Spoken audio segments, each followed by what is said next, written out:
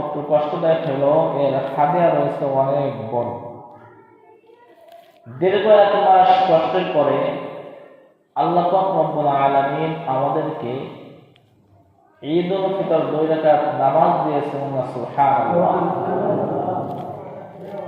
এই ঈদের নামাজ কোথা থেকে আসলো? নবী করিম সাল্লাল্লাহু আলাইহি ওয়াসাল্লাম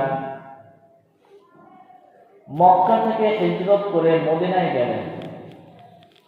যে দেখে ইহুদিরা 2 দিন খুব আনন্দ করে, তার সাথে মুসলমানরা আনন্দ করে। নবী করিম সাল্লাল্লাহু আলাইহি ওয়াসাল্লাম সাহাবীদেরকে আওয়াজ করলেন, ও আমার সাহাবারা, তোমরা কিসের আনন্দ করতেছো? কিসের জন্য? সাহাবীরা নবী করিম সাল্লাল্লাহু আলাইহি ওয়াসাল্লামকে উত্তর বললেন, এটা ইহুদিদের পূর্বকালের বাপ-দাদার কালচার, এজন্য আমরা আনন্দ করি। তখন নবী করিম সাল্লাল্লাহু আলাইহি ওয়াসাল্লাম বলতেছেন যে এটা তো বেশি আমরা হকদার। আল্লাহ পাক রব্বুল আলামিন আমাদেরকে পুরো রমজান রাখতে বলেছেন, এরপরে ঈদুল ফিতরের নামাজ 2 রাকাত নামাজ অজিব করেছে, একত্রিত হয়ে একটা আনন্দ করবে, বাচ্চা আনন্দ করবে, এটা তো আমাদের হকদার। তখন থেকে নবী করিম সাল্লাল্লাহু আলাইহি ওয়াসাল্লাম ঈদুল ফিতরের নামাজ 2 রাকাত ওয়াজিব হল। সুবহানাল্লাহ। ঈদুল আজহার নামাজ ওই দিনে ওয়াজিব হল। আল্লাহ রাসূল সাল্লাল্লাহু আলাইহি ওয়াসাল্লাম বলেন, ঈদুল ফিতর তো তার জন্য যে ব্যক্তি রমজানে রোজা রেখেছে। আমার উম্মাত, আমার বান্দা 30টা রমজান রেখেছে। না 550 টাকা।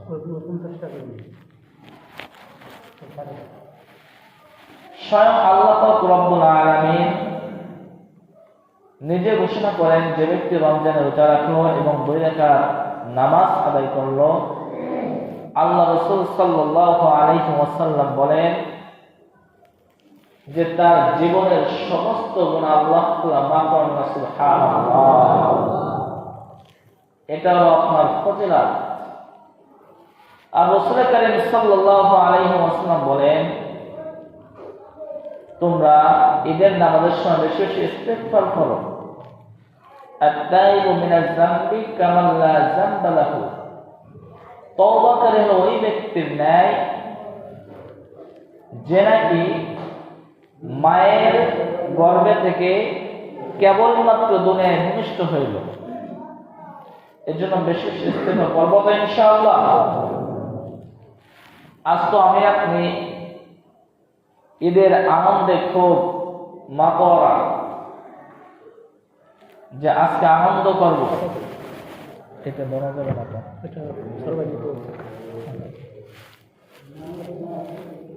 খুবই আনন্দময়। কিন্তু দেখেন,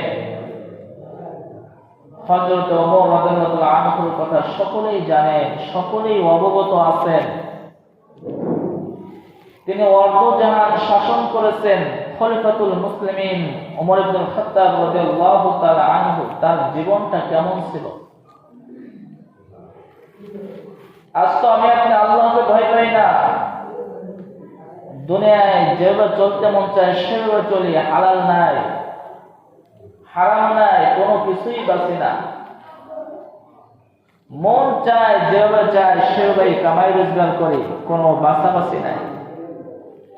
আসুন না একটু খলিফাতুল মুসলিমের জীবন থেকে একটা ঘটনা শুনি, তেনার জীবনটা কেমন ছিল। মুসলমান বন্ধুগণ, অর্ধজাহানের বাদশা খলিফাতুল মুসলিমিন ওমর রাদিয়াল্লাহু তাআলা আনহু ঈদের পূর্বে তেনার স্ত্রীকে বলতেছে, সমস্ত বাচ্চাদের পোশাকাদি আছে। স্ত্রী ওমরকে বলতেছে, আমার সন্তানদেরকেও তো জামা কাপড় দিতে মন চায়। এই কথা কে বলতেছে বলেন তো?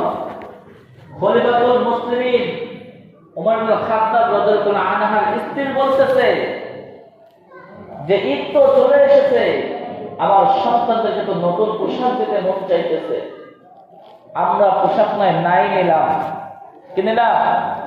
আমাদের পোশাকের দরকার নাই, কিন্তু আমার সন্তানদের পোশাকের ব্যবস্থা করেন। হে মুসলমান, খলিফাতুল মুসলিমিন ওমর ইবনে খাত্তাব রাদিয়াল্লাহু তাআলা আনহু বলতেছে, ও আমার স্ত্রী, আমি তো অর্ধজাহান শাসন করে আমি এই রাষ্ট্রের রাষ্ট্রনায়ক, আমার উপরে আর কোনো ব্যক্তি নাই, কিন্তু আমি যে আমার সন্তানকে জামা কাপড় দিব এই টাকা আমার কাছে নাই।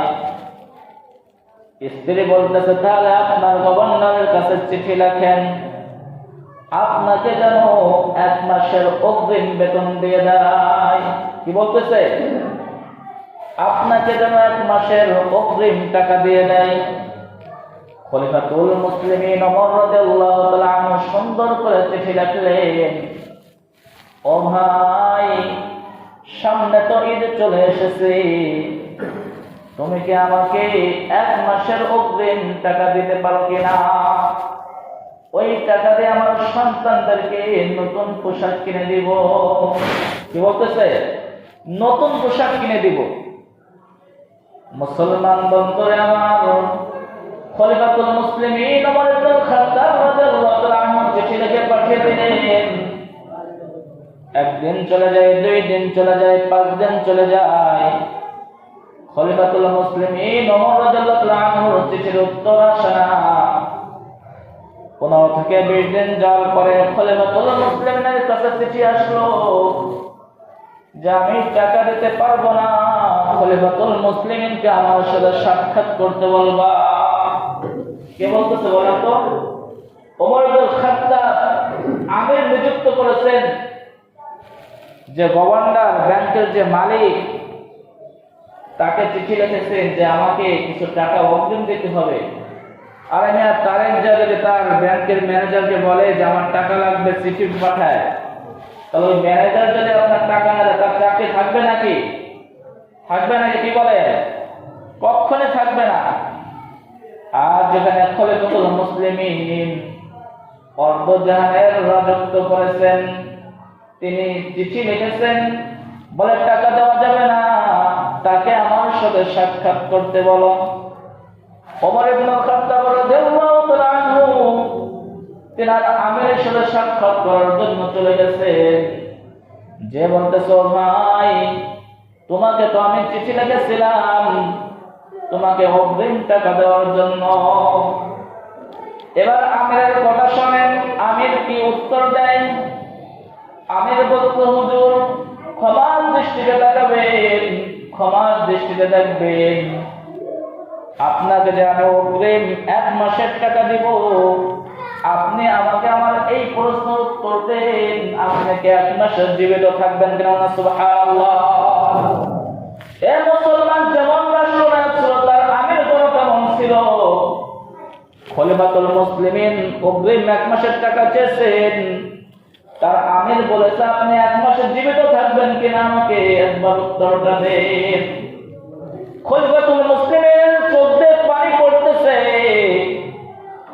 ও আমির, আমি তো এইভাবে কখনোই চিন্তা করি নাই। এবার আমির দ্বিতীয় কথা বলতেছে, ওইটাও বাদ দিলাম। ও খলিফাতুল মুসলিমিন, আপনাকে জনগণ কি 1 মাস আপনাকে ক্ষমতার চেয়ারে বসাবে কিনা, এই উত্তরটাও আমাকে দিন। কি বলতেছে? এই উত্তরটাও আমাকে দেন, আপনি 1 মাস জীবিত থাকবেন কিনা, আর আপনাকে ক্ষমতার চেয়ারে রাখবে কিনা, এই উত্তরটা আমাকে দেন, তাহলে আমি টাকা দিয়ে দিব। এ মুসলমান, এটার কোন উত্তর নাই। খলিফাতুল মুসলিমিন নিরুপায় হয়ে ওখান থেকে চলে আসলেন। এ মুসলমান, এটা ছিল তাদের ঈদের অবস্থা। অর্ধজাহান শাসন করেছেন খলিফাতুল মুসলিমিন, নিজের সন্তানদেরকে জামা কাপড় দিতে পারে নাই। আর আমার আপনার সন্তানদেরকে এমন ভাবে জামা কাপড় দিই, হালাল নাই, হারাম নাই, আল্লাহর প্রতি ভয় নাই, টাকা পয়সা কোথা থেকে অর্জন করবো, এটা আমার আপনার মাথার ভিতরে চিন্তা ভাবনা। এ মুসলমান, মরতে কিন্তু একদিন হবে, পরকালে কিন্তু একদিন যাইতে হবে। এটা তো ঈদের আগের কাহিনী বললাম, ঈদের পরের কাহিনী শোনেন, ঈদের দিনের কাহিনী শোনেন। খলিফাতুল মুসলিমিন ওমর ইবনে খাত্তাব রাদিয়াল্লাহু তাআলা আনহু ঈদের নামাজ পড়াবেন। ঘর থেকে বের হয় না, দেখে সময় চলে যাইতেছে। খলিফাতুল মুসলিমিন আর ঘর থেকে বের হইতেছে না। সাহাবায়ে কেরাম একত্রিত হয়ে চলো না যায়, আমার ভাইয়ের কি অবস্থা, এ তো ঈদের নামাজের ইমামতি করবেন, এখন ঘর থেকে বের হয় না কেন? সমস্ত মানুষ আবার চলে গেলেন ওমর ইবনে খাত্তাবের ঘরের সামনে। যাওয়ার পরে কিছু সাহাবী ঘরের ভিতরে ঢুকছেন। ও মুসলমান, কার কথা বলতেছি? অর্ধ জাহান যিনি শাসন করেছেন তার কথাই বলতেছি, যিনাকে দুনিয়া থেকে জান্নাতের সার্টিফিকেট দিয়েছে। দুনিয়া থেকে 10 জন সাহাবীকে জান্নাতের সার্টিফিকেট দিয়েছে, তারা জান্নাতি। বলছে কি বলছে? 10 জন ব্যক্তিকে জান্নাতের সার্টিফিকেট দিয়ে দিয়েছে। এদের কোনো হিসাবও নাই, কিছু নাই, জান্নাত। আরে মেয়ে, আপনার যদি প্রধানমন্ত্রী যদি বলে যে আপনাকে ঢাকায় একতলা বাড়ি করে দেওয়া হবে, তাহলে এটা তো নিশ্চিত হয়ে গেছে, এটাতে কোনো ভুল আছে নাকি?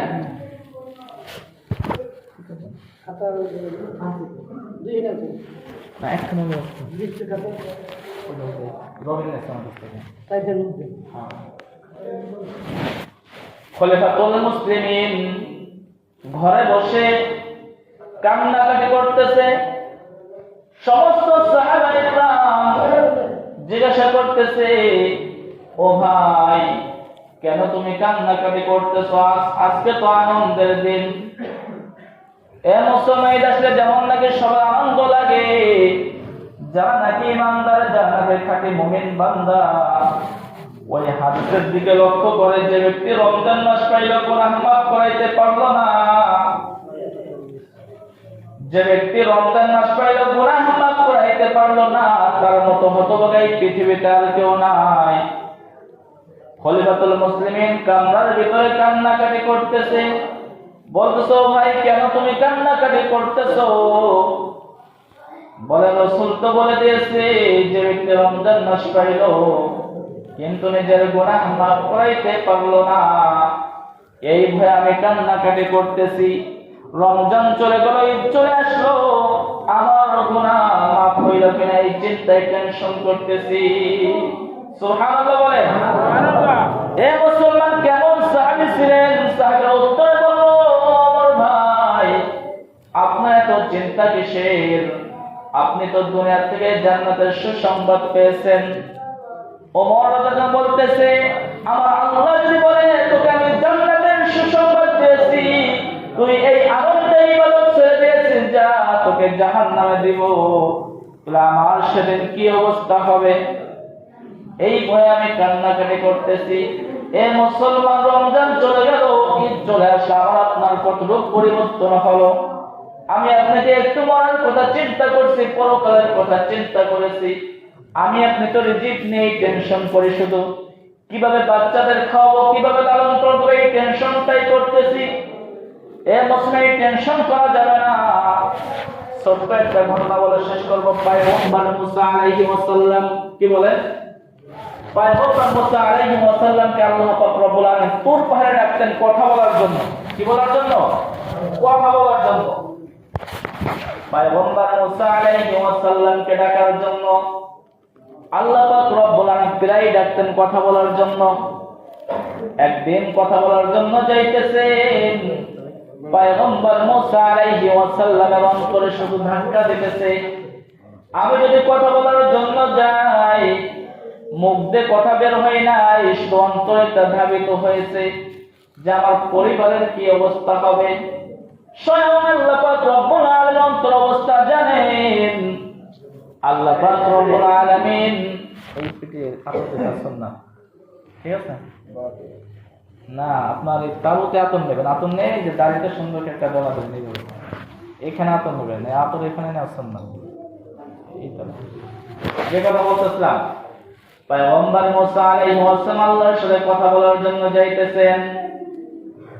যাওয়ার সময় অন্তরে শুধু এতটুকুই হয়েছে, আমি যে আল্লাহর সাথে কথা বলার জন্য যাব, আমার পরিবারের কি অবস্থা হবে? আল্লাহ পাক রব্বুল আলামিন টের পেয়ে গেছেন। পয়গম্বর মুসাকে বললে, ও পয়গম্বর মুসা, তোমার হাতে যে একটা লাঠি আছে, ওই লাঠিটা একটা পাথরের উপর আঘাত করো। কিসে আঘাত করতে বলেছেন?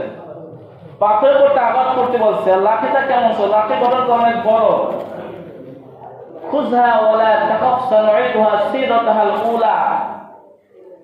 পয়গম্বর মুসাতে যে লাঠিটা, ওই লাঠিটা কি লাঠি সে পয়গম্বর নবীও জানতেন না। শত্রুদের বিরুদ্ধে কাজ করতেন। লাঠিটা ছেড়ে দিত, আস্থা বড় সাপ হয়ে যাইত। ওই লাঠিতেই সবকিছু খেয়ে ফেলতো। কি করতো? সবকিছু গিলে নিত এই লাঠিতে। তা পয়গম্বর নবী যখন প্রথম দেখানো হলো লাঠিটা যে সাপ হয়ে যায়, তখন আল্লাহ তাআলা বলছে, খুজ ওয়ালা তাখাফ সানুইদুহা সিরাতাল উলা। হে পয়গম্বর মুসা, তুমি চিন্তা করো না, এটা ভয় নাই, তুমি ভয় পেও না। লাঠি সাপগুলো গিলে ফেলবে, তোমার শত্রুদেরকে আঘাত করবে, তুমি আবার লাঠিখান ধরে ফেলো, কোনো সমস্যা নাই। এ মুসলমান, পয়গম্বর মুসা আলাইহি ওয়াসাল্লাম ওই লাঠিটা একটা পাথরের ভিতরে আঘাত করছে। পাথর আঘাত করার সঙ্গে সঙ্গে পাথরটা ভেঙে গেছে। পয়গম্বর মুসা আল্লাহ আবার বলছে, পাথরটাকে আবার আঘাত করো। পাথরের ভিতর পাথর আরেকটা আঘাত করছে, ওটাও ভেঙে গেছে। আবার পয়গম্বরকে বলতেছে, তুমি আবার আঘাত করো। আবার আঘাত করছে, আবার পাথর ভেঙে গেছে। এইভাবে 7টি পাথর ভাঙছে। কয়টা পাথর বলে? 7টি পাথর ভাঙছে। 7টি পাথর ভাঙার পরে পয়গম্বর মুসা আলাইহিস সালাম দেখে একটা পিপিল করে, আল্লাহ সুবহানাল্লাহ, একটা পিপিলটা খাবার খাইতেছে। কি খাইতেছে? খাবার খাইতেছে। তখন পয়গম্বর মুসা বলতেছে, ও আল্লাহ, আমি মনে শুধু তৈরি করছি, আমার পরিবার কিভাবে খাবে? আমি যদি আপনার সাথে এত কথা বলি, ওখানে যদি এত সময় লাগে, আমার পরিবার কি হবে? এটাও আপনি আমাকে দেখাইলেন। আল্লাহ পাক রব্বুল আলামিন পয়গম্বর মুসাকে বলতেছে, ও পয়গম্বর মুসা, শুনে রাখো, যে 7টা পাথরের ভিতরে আমি পিঁপড়েকে খাবার দেই, আমি যে পিঁপড়েকে খাওয়াইতেছি, এটা আমার হিকমত। দুনিয়ার কেউ কাউকে খাওয়াইতে পারে না। তুমি যে আজ পরিবারের কথা চিন্তা করতেছো, আমি আল্লাহ পাক রব্বুল আলামিন পৃথিবী সৃষ্টি করার 50,000 বছর পূর্বে আমি প্রত্যেকটা বান্দার জিকিরের ব্যবস্থা করেছি। সুবহানাল্লাহ। কয় বছর আগে? 50,000 বছর আগে। এবার আসেন আসল কথায়। আল্লাহ তো রিজিকের ব্যবস্থা যদি করে রাখেন, তাহলে আপনি নামাজ, রোজা, হজ, যাকাত এগুলো বাদ দিয়ে দুনিয়ার পেছনে এত কষ্ট করে নিজের জান্নাতকে ক্ষয় করতেছে কিসের জন্য? ঠিক না ভাই? আল্লাহ পাক রব্বুল আলামিন দুনিয়াতে বাঁচার জন্য কয় টাকা লাগে? কতটুকু অর্থ সম্পদ লাগে? এই দুনিয়া তো একেবারে ক্ষণস্থায়ী। এই দুনিয়াতে মানুষ কোনো গ্যারান্টি নাই। মানুষের টাকা পয়সা মানুষকে খাওয়াইতে পারে না। ওই দেখেন আব্বাস আছে না, মির্জা আব্বাস, ঢাকা 8 না 13 আসনে যেন, তার তো টাকা পয়সার অভাব নাই। এই ঈদও বিনাটা বাড়ি থাকতে পারলো না, হাসপাতালে বেঁধে শুয়ে আছে। টাকা কি তাকে খাওয়াইতে পারতেছে? টাকা কি তাকে সুস্থ রাখতে পারতেছে? কখনো না। এজন্য ওই টাকার পিছনে না দৌড়ে, দুনিয়ার পিছনে বেশি মহাব্বত না করে পরকালের মধ্যে একটু চিন্তা করে যে পরকালে আমার অবস্থা কি হবে। আর যাদের জন্য টাকা পয়সা রোজগার করতেছি, সন্তানের জন্য এত কষ্ট করতেছি, পরিবারের জন্য এত কষ্ট করতেছি, আমি আজকে মারা যাব, আমার সন্তানেরা বাস কাটার জন্য চলে যাবে, মুয়াজ্জিনের কাছে চলে আসবে, মাইকে একটু অ্যানাউন্স করে দেন, আমার বাপ আর দুনিয়াতে নাই, আমার বাপকে ঘর থেকে বের করতে হবে, বাপের জানাজার ব্যবস্থা করতে হবে, কাফনের ব্যবস্থা করতে হবে, দাফনের ব্যবস্থা করতে হবে, তাকে আর ঘরে রাখা যাবে না। আর যাদের জন্য এত কষ্ট করতেছি, নিঃশ্বাসটা বের হয়ে যাবে, আমার আপনার এখান থেকে আর বের হইতে আর দেরি লাগবে না। ওই অন্ধকার কবরে রেখে আসবে। ওই অন্ধকার কবরটা আমাকে আপনার প্রত্যেকদিন ডাকতেছে, আমি পোকামাকড়ের ঘর, আমি অন্ধকারের ঘর। আমি কিন্তু দুনিয়ার কোনো বাদশাকে চিনি না, দুনিয়ার কোনো চেয়ারম্যানকে চিনি না, আমি কোনো রাসূলকে চিনি না। যে ব্যক্তি আমার কাছে আমল নিয়ে আসবে তাকে আমি চিনি না। সুবহানাল্লাহ। সুবহানাল্লাহ। যে ব্যক্তি আমল নিয়ে আসবে আমি কবর তার জন্য প্রশস্ত হয়ে যাব, আর যে ব্যক্তি আমল নিয়ে আসবে না বদকার হয়ে আসবে তার জন্য আমি কবর সংকীর্ণ হয়ে যাব। আর কবর যখন সংকীর্ণ হয়ে যাবে আমার আপনার দুই পাজের হাড্ডি দুইটা এমন ভাবে চাপ দেবে, একজনের হাড্ডি অন্য হাড্ডির তুলনায়। নাউযুবিল্লাহ। আল্লাহ আমাদের সকলকে আশ্রয় দান করুক। আল্লাহ আমাদের সকলকে পাঁচ ওয়াক্ত নামাজ জামাতের সাথে পড়ার তৌফিক দান করুক। জামাতে নামাজ পড়ব ইনশাআল্লাহ, রোজা রাখব ইনশাআল্লাহ, কোরআন মুক্ত জীবন গড়ব ইনশাআল্লাহ। আল্লাহ আমাদের সকলকে যে কথাগুলো বললাম সকলকে আমল করার তৌফিক দান করুক।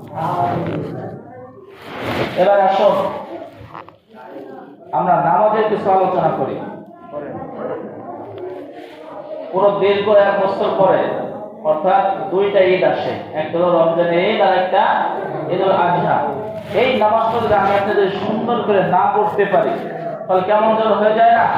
আপনি যদি নামাজ পড়তে আসছেন ইমাম সাহেব তো দেখতে পারবেন না, আপনার পিছনে সামনে যারা কারা আছে আমি ছোটবেলা আমরা যখন নামাজ পড়ছি আর কি, এখন তো শিখছে আলহামদুলিল্লাহ, আমরা এরকম তাকাইতাম যে দেখি কখন হাত উঠাইতেছে, কখন সালাম ফেরাইতে হবে। এই নামাজটা অনেক সময় ভুলে যায় না? আসলে নামাজটা একটু ভালোবাসি যাতে জীবনান্তর যেন মনে থাকে। শিখতে রাজি আছে তো ইনশাআল্লাহ? প্রথমে আমরা ঈদের নামাজের নিয়ত করব। ঈদুল ফিতরের 2 রাকাত ওয়াজিব নামাজ। কয় রাকাত? এটা কি নামাজ বলেন? ওয়াজিব নামাজ, সুন্নাত না। ঈদুল ফিতরের 2 রাকাত ওয়াজিব নামাজ এই ইমামের পিছনে, যে ইমাম নামাজ পড়ে সেই ইমামের পিছনে, এই ইমামের পিছনে কিবলামুখী হয়ে অতিরিক্ত 6 তাকবীরের সহিত আদায় করতেছে আল্লাহু আকবার। মনে থাকবে সবাই? এটা বাংলাটাই বলেন আপনার। আল্লাহ তাআলা মনের অবস্থা জানেন। কিসের অবস্থা? মনের অবস্থা জানেন। আপনি যখন বাড়ি থেকে নিয়ত করেছিলেন নামাজ পড়তে যেতে, এটাই নিয়ত হয়ে গেছে, তবুও মুখে একবার উচ্চারণ করা আর কি। তাহলে আবার বলেন ঈদুল ফিতরের 2 রাকাত ওয়াজিব নামাজ। সবাই বলেন ঈদুল ফিতরের 2 রাকাত ওয়াজিব নামাজ এই ইমামের পিছনে কিবলামুখী হয়ে অতিরিক্ত 6 তাকবীরের সহিত আদায় করতেছি আল্লাহু আকবার। সবাই তো বলেন তো, পারবেন না ইনশাআল্লাহ? ঈদুল ফিতরের 2 রাকাত ওয়াজিব নামাজ বলেন কিবলামুখী হয়ে এই ইমামের পিছনে অতিরিক্ত 6 তাকবীরের সহিত আদায় করতেছি আল্লাহু আকবার। আমরা এতটুকু বলতে পারেন যে কিবলামুখী হয়ে এই ইমামের পিছনে 6টা তাকবীরের সহিত আদায় করতেছি আল্লাহু আকবার। অতিরিক্ত মানে বেশি 6টা তাকবীর, ঠিক আছে? نويت أن أوتر لله تعالى ركعتي صلاة العيد الفطر مع 6 تكبيرات واجب الله تعالى متوجها إلى جهة الكعبة الشريفة الله أكبر। আরবিটা আপনাদের প্রয়োজন নয়, আরবি পড়তে গেলে অনেক ভুল হবে, এতে গুনাহগার হবেন। কি হবে? আরবি উচ্চারণ না করতে গেলে সঠিক না হলে কি হয়? গুনাহগার হয়। আপনি আলিফের জায়গায় এ বললেন, বার জায়গায় বি বললেন, তাহলে গুনাহগার হবেন না? উচ্চারণ সঠিক হওয়ার দরকার আছে। আলহামদুর জায়গায় আলহামদু বললেন, গুনাহগার হবেন আপনি। আলহামদু মানে সমস্ত প্রশংসা, আর আলহামদু মানে সমস্ত সেরা খাতা, তাহলে কি উল্টো হয়ে গেল না? এই জন্য সর্বদা বাংলাটা বলার চেষ্টা করবেন, ঠিক আছে? এবার আসুন আমরা নামাজের নিয়মটা জেনে নিই। প্রথমে সকলে হাত উঠাবো, হাত উঠে হাত বাঁধবো, তাকবীরে তার মধ্যে হাত বাঁধবো। হাত বাঁধে ইমাম সাহেব কি পড়বে? সানা পড়বে। সকলেই সানা পড়বেন। কি পড়বেন? সকলেই সানা পড়বেন। সানা সুবহানাকাল্লাহুম্মা ওয়া বিহামদিকা ওয়া তাবারাকাসমু তাআলা জাদ্দুকা ওয়া লা ইলাহা গায়রুক। সানা পড়া হয়ে গেল। তারপর আপনি 3টে অতিরিক্ত তাকবীর দিতে হবে। এবার লক্ষ্য করবেন যে আল্লাহু আকবার বলে আমি সানা পড়লাম, সানা পড়ে আল্লাহু আকবার, আল্লাহু আকবার, আল্লাহু আকবার। তাকবীর কয়টা হয়েছে? 3টা হয়েছে না? অর্থাৎ তৃতীয় তাকবীর আমরা সকলে হাত ধরব, অর্থাৎ চতুর্থ তাকবীরে বলা হয় এটাকে। কয়টা তাকবীর বলা হয়? চতুর্থ তাকবীর। আবার দেখেন আল্লাহু আকবার, সানা পড়তেছি, এরপরে আল্লাহু আকবার, আল্লাহু আকবার, আল্লাহু আকবার। এরপরে আউযুবিল্লাহি মিনাশ শাইতানির পরে সূরা ফাতিহা পড়লাম। কি পড়লাম? এই সূরা ফাতিহা আপনাদের পড়া লাগবে না, অন্য একটা সূরা মিলাইলাম। তারপরে কি করলাম? রুকুতে গেলাম। রুকুতে যাওয়া শেষ, দাঁড়াইলাম, দাঁড়ায় সিজদায় চলে গেলাম, আবার উঠে দাঁড়ালাম, আবার ইমাম সাহেব কি পড়লো? সূরা ফাতিহা পড়লো, সূরা ফাতিহা পড়লো, সূরা মিলাইলো, এইবার রুকুতে যাব আমি, তখন অতিরিক্ত তিনটে তাকবীর বলতে হবে। আল্লাহু আকবার, আল্লাহু আকবার, আল্লাহু আকবার, আল্লাহু আকবার। চতুর্থ তাকবীরে কি করব? রুকুতে যাব। মনে থাকবে না ইনশাআল্লাহ? কেউ কাউকে তাকাবো নাকি? ঈদের 2 রাকাত নামাজ যদি আমি আপনি সুন্দর করে পড়তে পারি এবং আল্লাহর কাছে দোয়া করতে পারি, আল্লাহ রাসূল বলেন তার জীবনের সমস্ত গুনাহ আমি আল্লাহ তাআলা মাফ করব। সুবহানাল্লাহ। সঠিক নামাজ পড়বো তো ইনশাআল্লাহ? এইভাবে যদি আপনি সঠিকভাবে নামাজ আদায় করে আল্লাহ তাআলা খুশি হয়ে যাবেন। আল্লাহ তো চান না প্রত্যেকটা বান্দা জান্নাতে যাক। আল্লাহ পাক রব্বুল আলামিন প্রত্যেকটা মানুষের সৃষ্টি করার সময় তার জন্য জান্নাত নির্ধারণ করে রেখেছেন, জান্নাত বানিয়ে রেখেছেন। শুধু দুনিয়াতে আসবো, জান্নাত কামাই করবো, পারবো না ইনশাআল্লাহ? সবচেয়ে বড় কথা হলো ভাই যে রমজানের রোজা তো একটু কষ্টদায়ক হলো, এর হাদিয়া রয়েছে অনেক বড়। দীর্ঘ 1 মাস কষ্টের পরে আল্লাহ পাক রব্বুল আলামিন আমাদেরকে ঈদুল ফিতর 2 রাকাত নামাজ দিয়েছেন। সুবহানাল্লাহ। এই ঈদের নামাজ কোথা থেকে আসলো? নবী করিম সাল্লাল্লাহু আলাইহি ওয়াসাল্লাম